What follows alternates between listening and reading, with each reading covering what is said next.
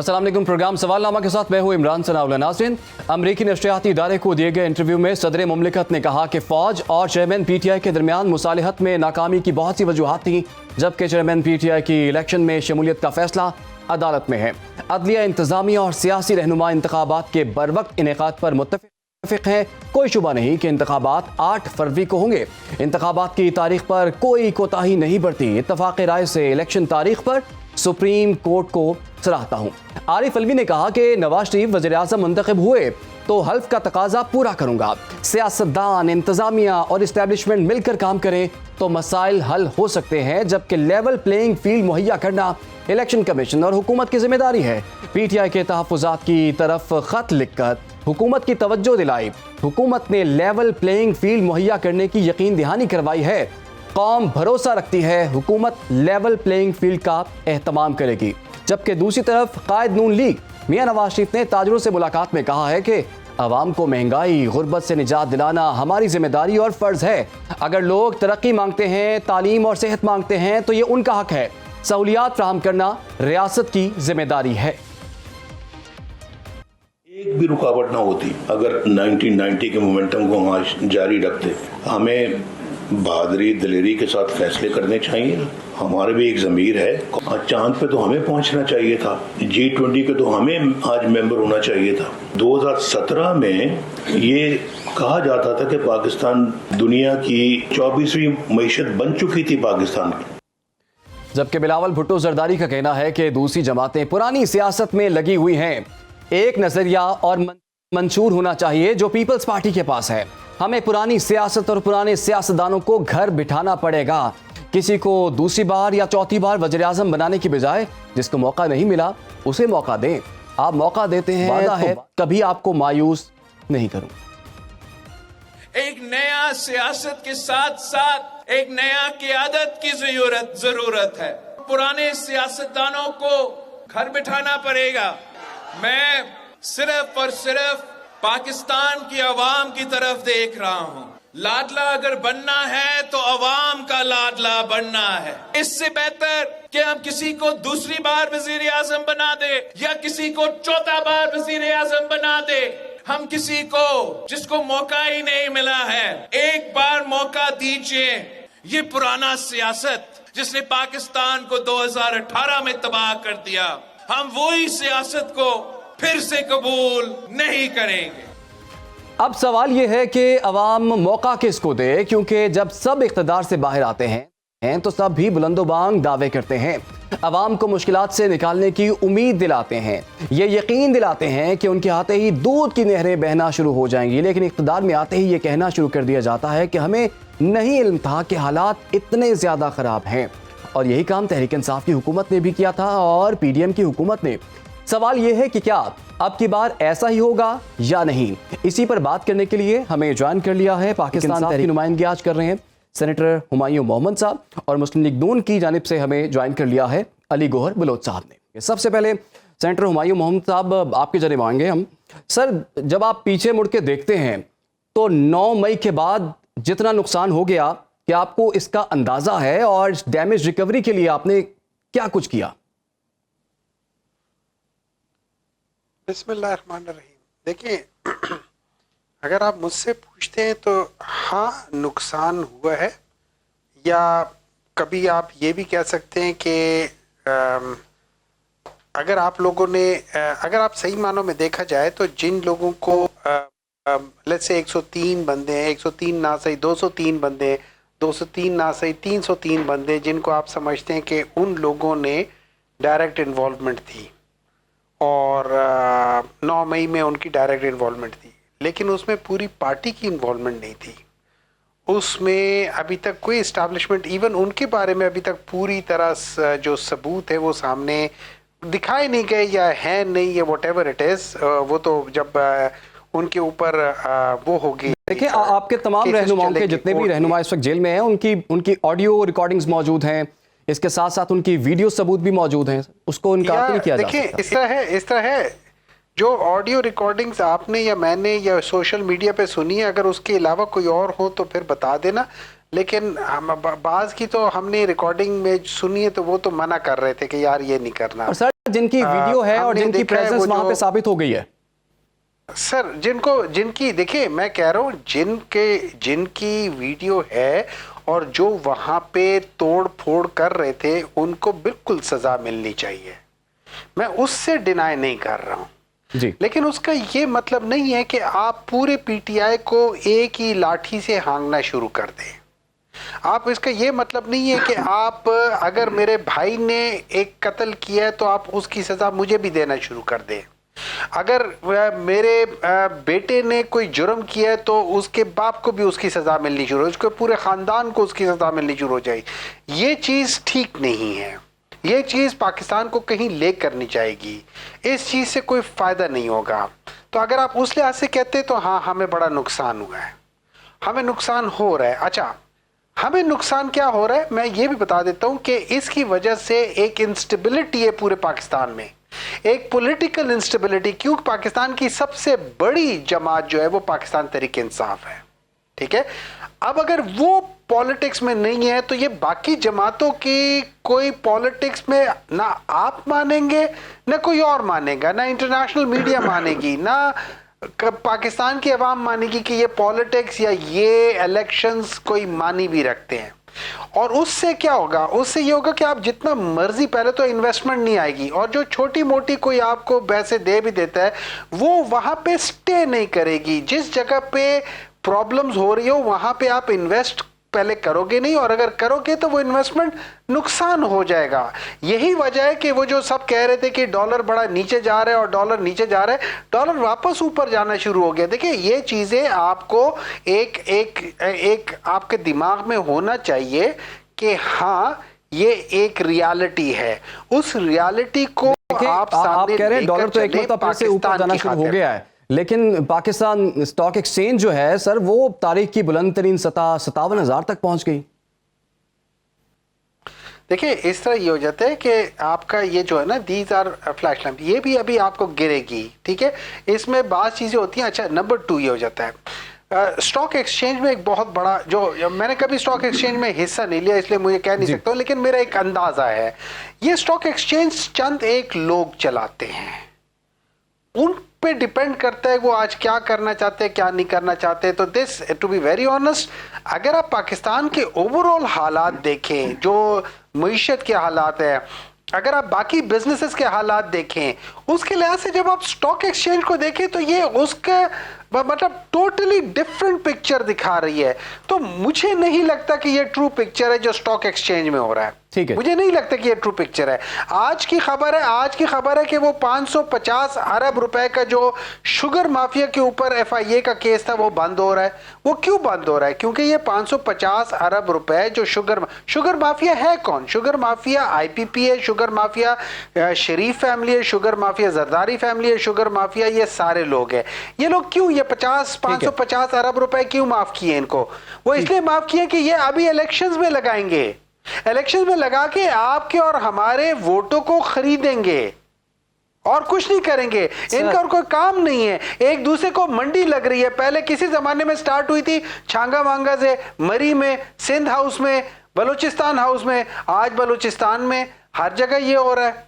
मतलब हम कब तक ये चीजें करते रहेंगे? हमने अपनी माजी के जो मुख्तलिफ टाइम है उसमें हमने सबक नहीं सीखा कि जब हम सबसे जो प्रोमिनेंट लीडर होता है जब हम उसके साथ ये करते हैं तो क्या होता है मुल्क के साथ, हमने आज तक नहीं सीखा। देखिए, बात ये हो जाती है at the end of the day, let the Awam decide.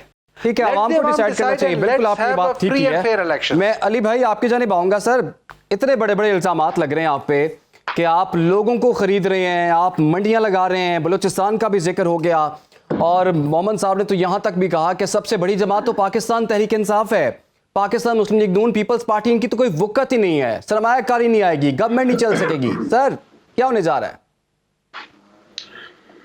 बिस्मिल्लाहिर्रहमानिर्रहीम।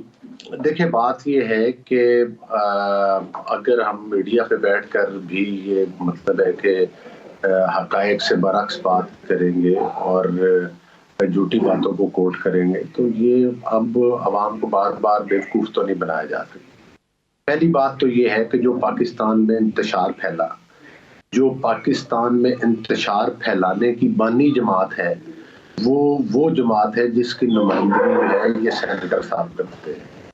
और दूसरी बात ये है कि जो 9 मई के वाकयात हुए, उन वाकयात का असल सरगुना इनकी पार्टी का वो सरबराह है जिसने पाकिस्तान में लॉकडाउन शुरू किए, जिसने पाकिस्तान के अवाम का जीना मुहाल किया, जिसने पाकिस्तान में 9 मई के वाकयात का जो मास्टरमाइंड है, जिसने शोदा की जो है वो मतलब है कि मुजस्समों को तोड़ा, जो शोदा की यादगारों को आग लगाई, जिसने पाकिस्तान के मोटरवेज को आग लगाई, जिसने उस रेडियो स्टेशन को आग लगाई जिससे पाकिस्तान के बनने का ऐलान किया। देखिए बात यह है कि MM आलम के जहाज को जलाने वाली कौन सी पार्टी और उसका सरगुना कौन है? जो लेकिन अली भाई वो ये हुमायूं साहब ये कह रहे हैं, उनका सरगुना हुमायूं साहब ये कह रहे हैं कि वो अगर किसी ने किया था वो उसका इनफरादी अमल है, ये पार्टी लेवल पे काम नहीं हुआ, वो तो ये बात कर रहे हैं।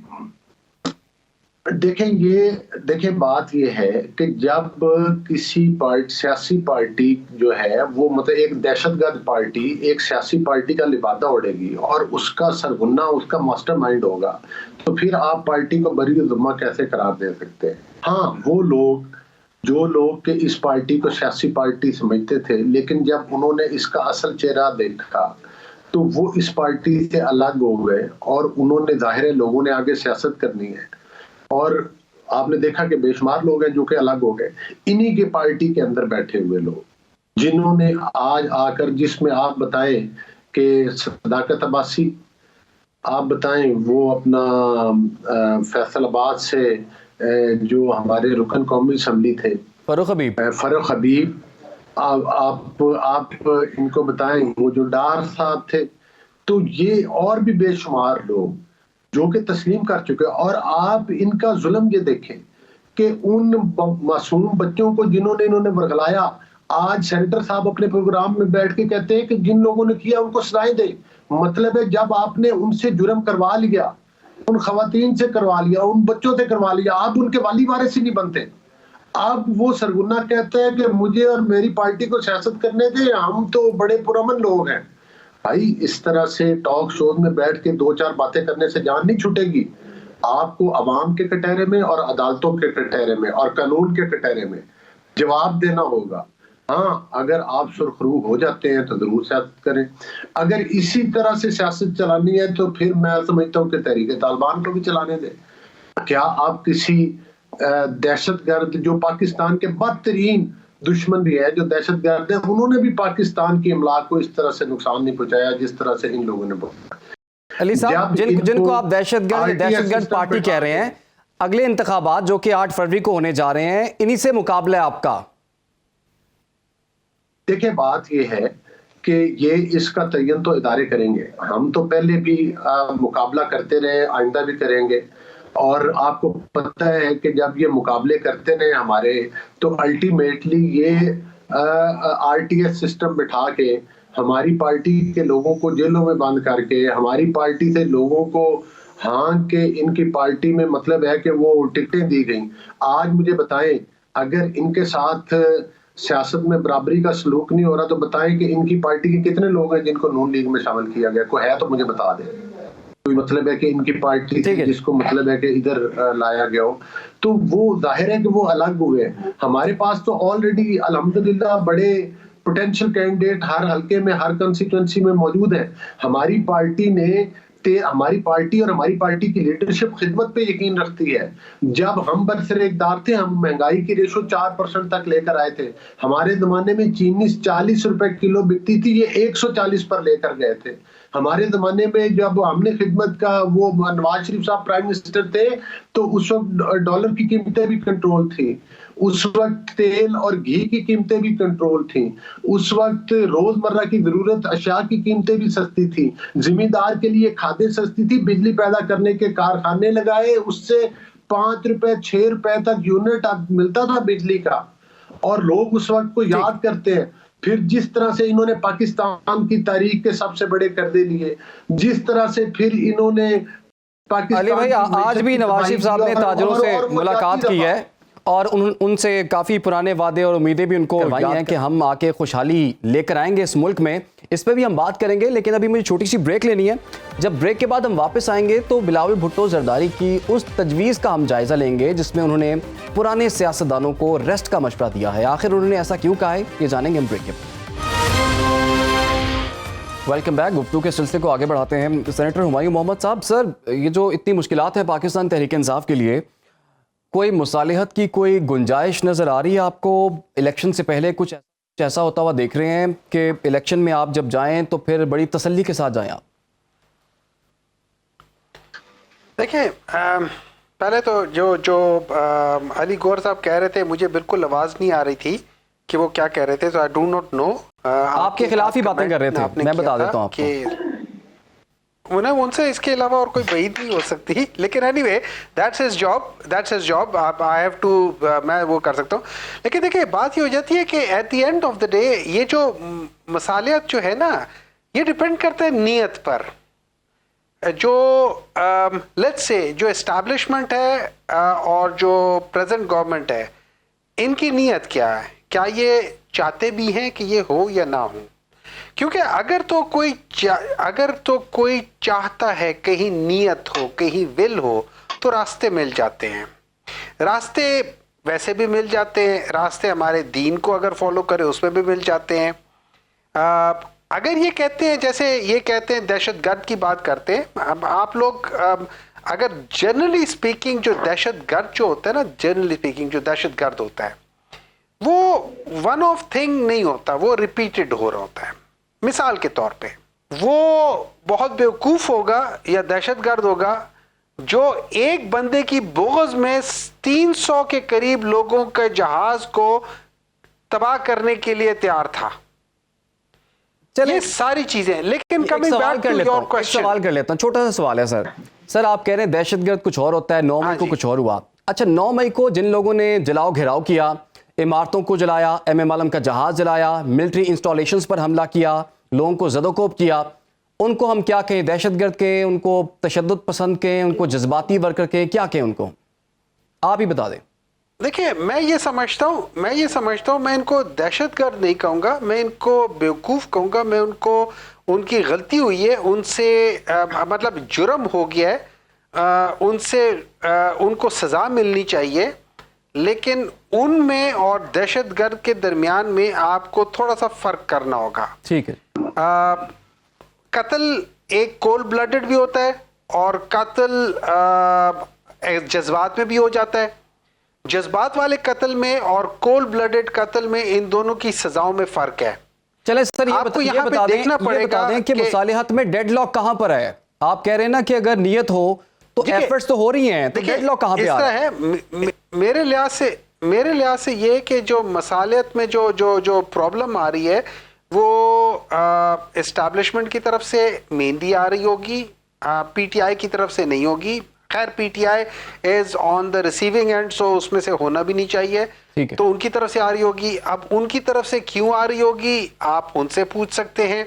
मेरे लिहाज से अगर मैं उस सीट पर बैठा हूं और मेरे सामने ये सब कुछ मेरे घर में मेरे साथ हुआ हो और मुझे गुस्सा भी आया हो, तो मैं एक दफ़ा उस सबसे स्ट्रॉन्गेस्ट पोस्ट पे बैठ के मैं एक दफ़ा दिमाग में लाऊंगा कि हमारे पैगंबर हुजूर सल्लल्लाहु अलैहि वसल्लम ने एक हमें अपने उसवा हसना में एक चीज़ दिखाई थी, और वो ये चीज़ थी कि जब वो अपनी ताकत के साथ मक्का में दाखिल हुए थे तो उन्होंने आम माफ़ी का ऐलान कर दिया था उन लोगों के लिए भी कि जिन्होंने उनके चचा का कलेजा चबाया था। सो हो सकता है अगर ये चीज़ हो जाए तो मैं आपको एक चीज़ कन्फर्मिटी में बता देता हूँ कि पाकिस्तान कम से कम एक सीधी डगर पे चला जाएगा। अच्छा, मैं आपको एक और बात बता देता हूँ, आप लिटमस टेस्ट के लिए ट्राई कर लें। एक बेशक झूठ कोई बंदा अखबार में डाल दे और उसको कोई डिनाई ना करे कि जी पाकिस्तान तरीके इंसाफ को एज सच इलेक्शन में इजाज़त मिल जाएगी। अच्छा, ये जो आप कह रहे हैं ना, ये जो अभी आप कह रहे हैं कि स्टॉक एक्सचेंज बढ़ गया है, अभी मेरे दिमाग में आया है, आप इसको कंपेयर भी कर ले जब से ये इलेक्शन कमीशन ने अनाउंस किया था, जो पाकिस्तान के जो तहरीक इंसाफ के जो लॉयर्स थे उनके साथ मुकालमे में उन्होंने कहा था कि जी पीटीआई का निशान भी होगा इलेक्शन कैंपेन में और उनको मौका भी दिया जाएगा। आप देख लें कि आपके ये जो स्टॉक एक्सचेंज उसके बाद से ऊपर उठा है। ये भी मैं आपको बता देता हूं कि मोस्ट प्रॉब्ली उसके आसपास उसके एक दिन बाद या उसके साथ हुआ है। तो ये सारी छोटी छोटी चीजें होती हैं, इंपॉर्टेंट होती हैं। तो अगर आपने ओवरऑल करना है, हमें बात चीजों को दरगुजर करना होता है। हमने अपना एक पॉइंट बता दिया कि ये तुमने बहुत गलत किया था, हमने बता दिया कि ठीक है तुम्हारी रेड लाइन और हमारी रेड लाइन में फर्क है, लेकिन उसके बाद समटाइम्स आपको जरा बड़े दिल का मुशायरा भी करना पड़ता है। समटाइम्स मैं ये समझता हूं ये बेहतर बात होती है, ये बेहतर तरीके से पाकिस्तान के लिए बेहतर होगा। ठीक हो गया। अली गौहर बलोच साहब, सर वो हुमायूं साहब कह रहे हैं कि जी जिन लोगों ने 9 मई का वाकया किया वो उसको दहशतगर्दी ना कहें, ये बहुत सख्त वर्ड है, बेवकूफ़ी कह दें, गलती कह दें, इस पे जो सज़ा बनती है वो दे दें, अगर माफ़ी बनती है तो माफ़ी में दे दें। माफ़ी मिल सकती है आपके ख्याल में? देखें, इन्होंने अपने वक्त में जिस तरह से कि कुछ दहशतगर्दों को, आपको पता है कि वो छोड़ा भी था, और उसके बाद से पाकिस्तान में जो दीगर हमारी दहशतगर्दी की कार्रवाइयों में आजकल इजाफा हुआ है, वो भी उसी चीज का इशारा सामने है। और दूसरी बात ये है कि मुझे ये बताएं, जो पाकिस्तान में बम ब्लास्ट करते हैं, काफी दहशतगर्द पकड़े भी जाते हैं और टीनेजर्स भी होते हैं, तो क्या आप उनको छोड़ देते हैं? क्या आपका कानून और आइन इस चीज की इजाजत देता है कि उन दहशतगर्दों को छोड़ा जाए? हाँ, इंसाफ का ये तकाजा है कि उन दहशतगर्दों को उनके मंतकी अंजाम तक पहुंचाया जाए, और जो दहशतगर्द नहीं है उसके साथ ज्यादती ना की जाए। अगर ये कहना चाहे कि इसकी आड़ में इनके सरगुन्ने को छोड़ दिया जाए, जो उसका मास्टरमाइंड है उसको छोड़ दिया जाए, जो उनके सहूलतकार है उनको छोड़ दिया जाए, जो उसको उकसाने वाले हैं उसको छोड़ दिया जाए, और उस चीज के तो वाज़ेह सबूत इन्हीं के पार्टी के लोग हैं, जो सरकर्दा लोग हैं, जिन्होंने आकर टेलीविजन में और प्रोग्राम्स में और हर जगह पर एतराफ़े जुर्म किया है कि किस तरह से, कहां से उनको ये सारी कमांड कौन कर रहा था, कौन आगे ये सारी इंस्ट्रक्शन दे रहा था, किसने किया।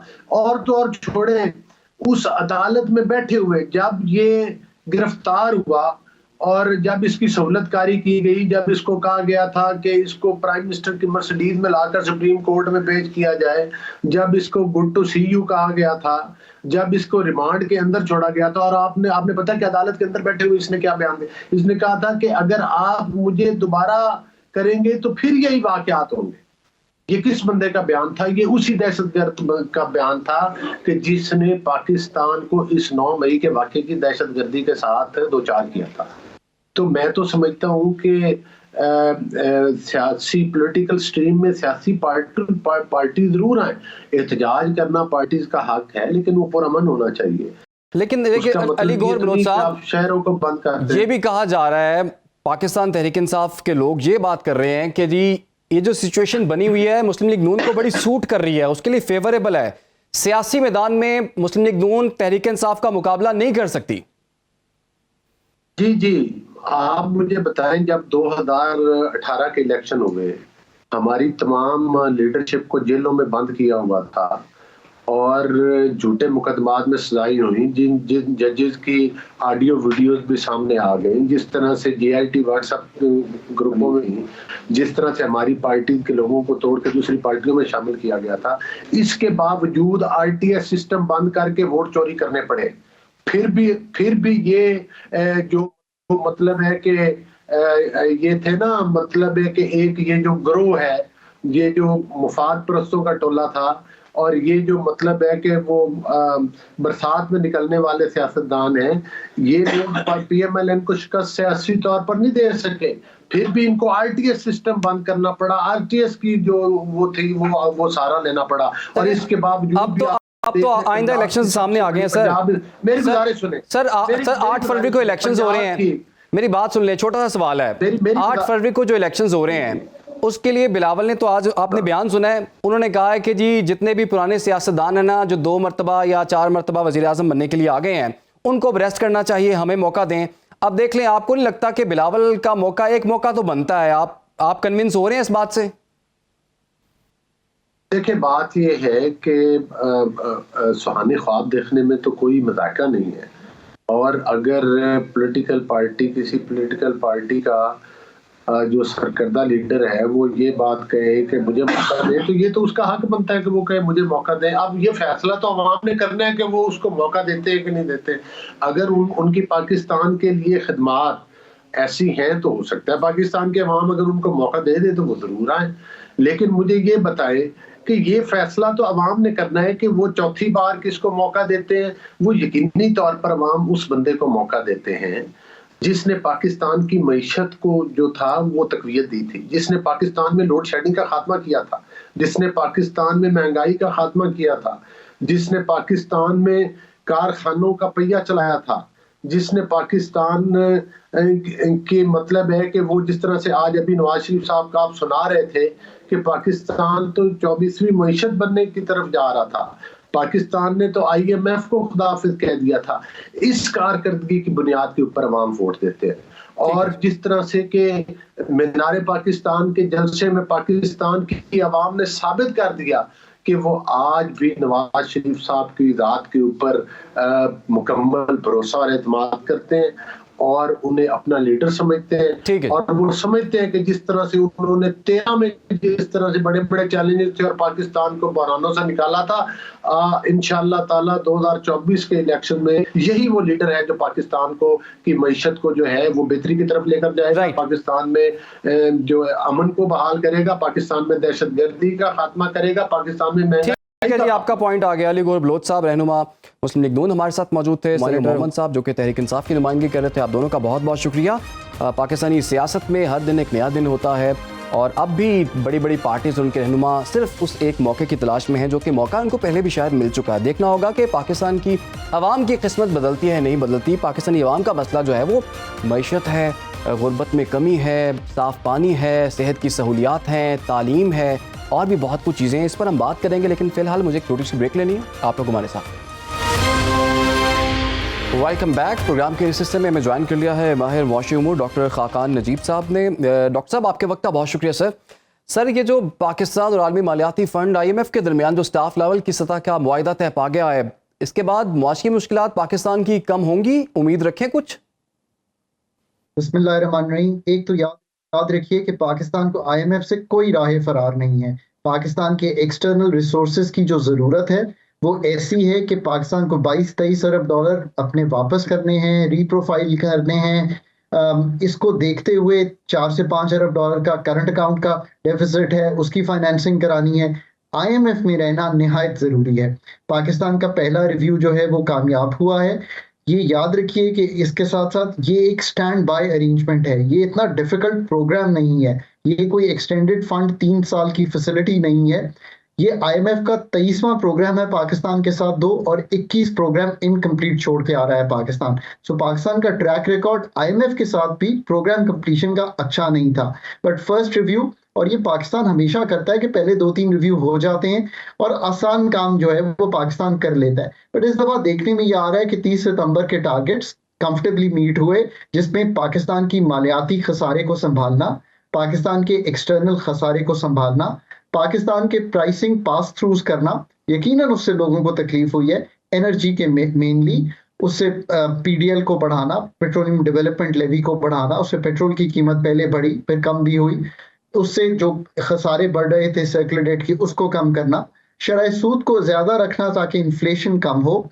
ये सारी एडजस्टमेंट्स जो हैं वो आपने देखी हैं। इन एडजस्टमेंट्स का फायदा ये है कि आपको कुछ रुपए की कदर में बेहतरी दिखाई दी है, आपको कुछ रिजर्व्स जो हैं वो जितना गिर सकते थे वो उतना नहीं गिरे, बल्कि कुछ इनफ्लोज आते रहे हैं।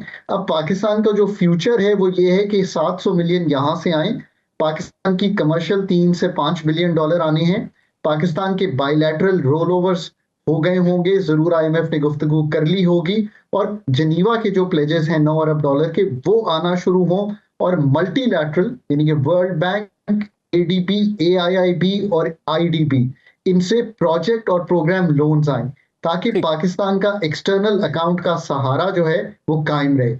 ये है जो इस वक्त का ओवरऑल सर ये बताइएगा, आप कह रहे हैं IMF तो पाकिस्तान की जरूरत बन चुका है, वो जो लोग, कुछ लोग ये कहते हैं कि हमने तो IMF को अल्लाह हाफिज कर दिया था, ये कहाँ से दोबारा से मुआहदे शुरू कर लिए, और क्या आने वाली गवर्नमेंट को भी यही ज़रूरत दरपेश होगी कि IMF के पास जाना ही होगा उन्हें हर हाल में, और पाकिस्तानी अवाम के लिए फिर मुश्किलात रहेंगी आइंदा भी? बहुत अच्छा सवाल आपने पूछा है। पाकिस्तान में 2013 में एक प्रोग्राम शुरू हुआ, पाकिस्तान ने माशाल्लाह वो प्रोग्राम 2016 में कंप्लीट किया। That was the first ever program in Pakistan's history that Pakistan ever completed with the IMF. ये बात मुझे इसलिए मालूम है कि मैंने एक स्मॉल टीम में वो पाकिस्तान का प्रोग्राम एंकर किया था पाकिस्तान के लिए। जी। और पाकिस्तान ने जब वो प्रोग्राम कंप्लीट कर लिया तो हम उस तरफ जाने की सोच रहे थे कि अब हम ग्रोथ को उन सस्टेनेबल बेसिस पे रखेंगे और वो प्रोडक्टिव काम करेंगे, वो एफिशिएंट अपनी एनर्जी सेक्टर बनाएंगे कि हम पाकिस्तान को इस चुंगल से निकाल पाएंगे। बट अनफॉर्चुनेटली हम वो काम नहीं कर सके, हम रेगुलेटरी क्लीन अप नहीं कर सके, हम अपने खसारे बिजली के भी कम नहीं कर सके, मालियाती खसारा भी नहीं कम कर सके, और हम एक्सटर्नल का खसारा, फिर आपको याद है कि जब 2018 में हुकूमत जा रही थी तो 19.3 अरब डॉलर पे चला गया था। पाकिस्तान के लिए IMF में जाना फिर ज़रूरी हो गया था, एक एक्सटर्नल का चैलेंज बना। पाकिस्तान की यही तकरीबन पोजीशन थी उसके बाद, और कंटिन्यूसली ये रही। फिर फ्लड्स ने भी डिस्टर्ब किया, तो पाकिस्तान को IMF के पास अभी फिलहाल जाना ज़रूरी था। पाकिस्तान का अगला प्रोग्राम भी शायद पाकिस्तान की जरूरत होगा। आपके ख्याल में पाकिस्तान का अगला प्रोग्राम भी पाकिस्तान की जरूरत होगा? सर, एक और चीज, ये जो करंट फैसिलिटी अभी हम देख रहे हैं कुछ दिनों से पाकिस्तान स्टॉक एक्सचेंज में काफी हमें बेहतरी नजर आ रही है और बड़े रिकॉर्ड बन रहे हैं। 57,000 की सतह जो है वो 100 इंडेक्स जो है अबूर कर चुका है। सर, ये जो इकोनॉमिक इंडेक्स जो है, इंडिकेटर जो हम देख रहे हैं, तो इसको क्या हम समझे अच्छी बात है पाकिस्तान के लिए, और ये एक ऑर्गेनिक है, कॉस्मेटिक तो नहीं है?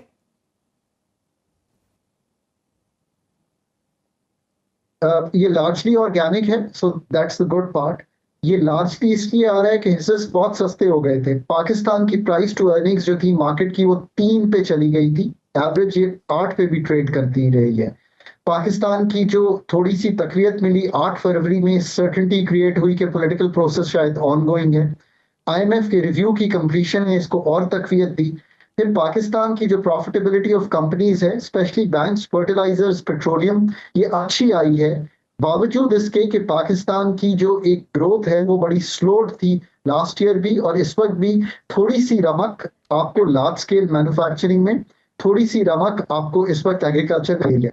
IMF ने भी यही लिखा है कि nascent science of recovery are there.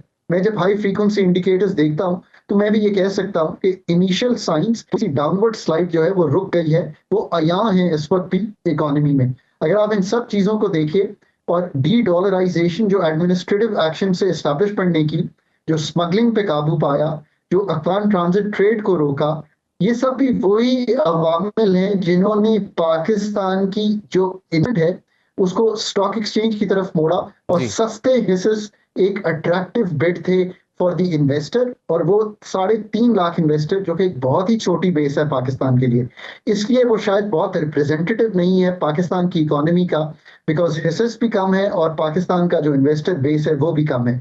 But having said that, yes, मैं ये कहूंगा कि ये एक अच्छा ओमन है। सिर्फ इसी मार्केट ने नहीं अच्छा रिएक्ट किया, पाकिस्तान का इंटरनेशनल बॉन्ड जो है उसकी कीमत भी बहुत बढ़ी है, जो भी अप्रैल 24 का बॉन्ड है और फिर उसके बाद भी जो बॉन्ड ड्यू हैं उनकी कीमत भी बढ़ी है। पाकिस्तान स्टॉक एक्सचेंज जो है बहुत अच्छा परफॉर्म कर रही है कुछ दिनों से, लेकिन कुछ लोगों का ये ख्याल है, वो ये कहते हैं कि पाकिस्तान स्टॉक एक्सचेंज जो है, पाकिस्तान की स्टॉक मार्केट है, ये अंडर वैल्यू अभी नजर आ रही है हमें, इससे बहुत ऊपर का इसका जो है स्केल हो सकता है। ये बात इस तरह से दुरुस्त है कि अभी भी जो पी रेशियो है वो कम है, 4 से 5 के करीब हो गया होगा। पाकिस्तान की मार्केट की ओवरऑल कैपिटलाइजेशन कम है, डिविडेंड्स अच्छे हैं, और बाकी इन्वेस्टमेंट एवेन्यूज जो हैं वो आने वाले महीनों में सबसाइड कर जाएंगे। सबसे बढ़ के जो चीज होगी, जो 22% का पॉलिसी रेट है, वो आने वाले महीनों में एज इन्फ्लेशन इंशाल्लाह गोज डाउन, जो इंटरनेशनल कीमतों की कमी से, जो होलसेल पाकिस्तान की जो सप्लाई साइड है उसकी बेहतरी से, और फिस्कल खसारे को संभालने से होगा। अगर हम ये काम सब कर पाए तो तो जो अगर 22% का वो रेट कम हो जाए, तो सोचिए कि अगर मैं 22% पे गवर्नमेंट पेपर पे इन्वेस्ट नहीं कर सकता, तो फिर इसका मतलब है कि मैं बढ़ूंगा कि मैं हिस्से खरीदूं और वहां से मुझे डिविडेंड इनकम आए या कैपिटल गेन्स आए। ठीक। तो ऐसा हो सकता है। तो डॉक्टर साहब ये बताइए, अवाम को रिलीफ की खुशखबरी कब मिलेगी, कब अवाम को रिलीफ मिल सकता है या मिलने जाएगा? मैं बहुत दर्दमंद दिल से ही कहता हूं कि अवाम के लिए पिछले 12 माह, पिछले 18 माह मुश्किल रहे हैं। जहाँ पे इन्फ्लेशन इतनी ज़्यादा चल रही हो, जहाँ पे ग्रोथ ना हो रही हो, नई नौकरियां क्रिएट ना हो रही हो, तो जॉबलेसनेस बढ़ी है, अनएम्प्लॉयमेंट बढ़ी है। इसमें कोई गलत बात नहीं होगी, हम इसका एतराफ़ करें। पर आने वाले महीनों में इन्फ्लेशन कम होगी।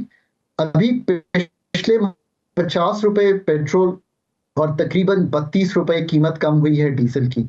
इससे कुछ इन्फ्लेशन का ट्रेंड जो है वो टूटेगा।